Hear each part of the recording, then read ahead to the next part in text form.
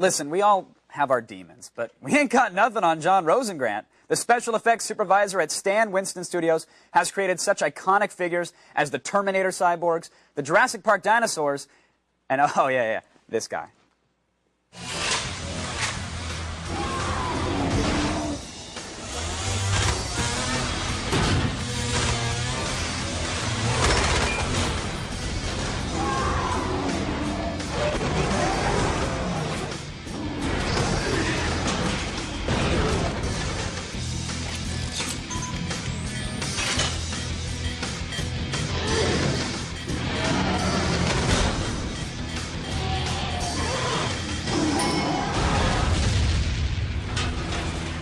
Yummy. John, thanks for coming on the show. Absolutely, man. We appreciate it, man. I mean, so many fans of Stan Winston here and everything that the studio creates. Thank you. We went through a little bit of the list, but this is a laundry list. We said we got the Terminator cyborgs, Jurassic Park dinos. What else have you guys touched and actually created? Well, I've been fortunate to be with Stan now, I guess, going on 23 years. My first movie was, as you just mentioned, The Terminator. Not a bad first project to start off with. I was very, very, very fortunate on that one. And then, you know, we did T2, T3, all three Jurassics. Right. Aliens. Tank Girl. Come on, how can you forget Tank Girl? Tank Girl was in there. Aliens, Predator, Edward Scissorhands, Interview with a Vampire. And you're one of the few guys who knows if the Wolfman actually has nards. He does. You were in Monster Squad, and he does have nards. You can confirm this. That was my character. We each took a character on Monster Squad, and that was mine. Werewolves are always my favorite, so I was fortunate enough to get that. Any particular reason you side with the werewolves? I don't know. Okay, Maybe, that's another couch for another time. Yeah, probably a little hair. They'll get charged hourly, and they'll figure out why the fetish. You know, we see some of these effects here, and I can't believe that they're not CG. You guys work with practical effects, correct? That's what my forte is the special effects makeup and the animatronic characters and puppets and creatures.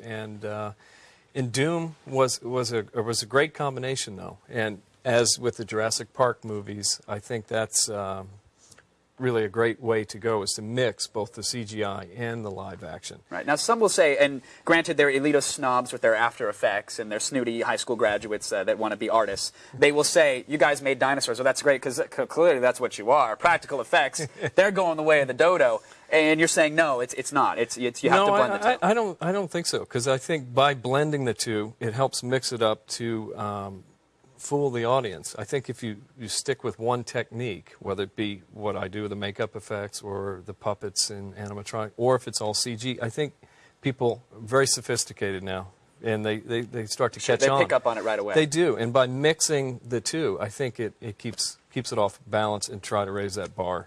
Now, see, how do you use because with a movie project like Doom, you know, the original characters, obviously, they're just pixels on a screen. They're completely digital. How do you take that and actually adapt them with using practical motors and makeup and masks and whatnot? How do you actually bring them to life? It was challenging from a couple of aspects, because I think, you know, any project that has a big following behind it, whether it be when we did Interview with a Vampire, you know, you had people that, well, are they going to be faithful to the book? And so you have to try to please that And there were like audience. 3 or 4 people out there that actually played Doom. They actually understand the game. I heard it was popular. Yes. Amongst the tweens, we think. Yeah. No, Doom has such a huge following. Were you worried that they were looking at every single aspect of the characters and seeing how true they were to the game?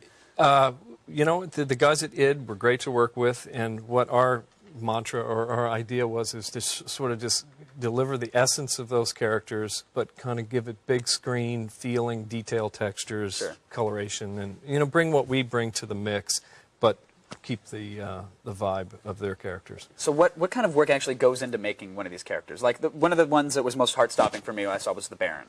The Baron, Baron, out comes this hulking, crazy, drenched in saliva creature. I mean, what work went into making him? It was a combination of all of our efforts plus the performers inside. A good friend of mine named Brian Steele, who's like 6'7" and is just great at you know, bringing these characters to life.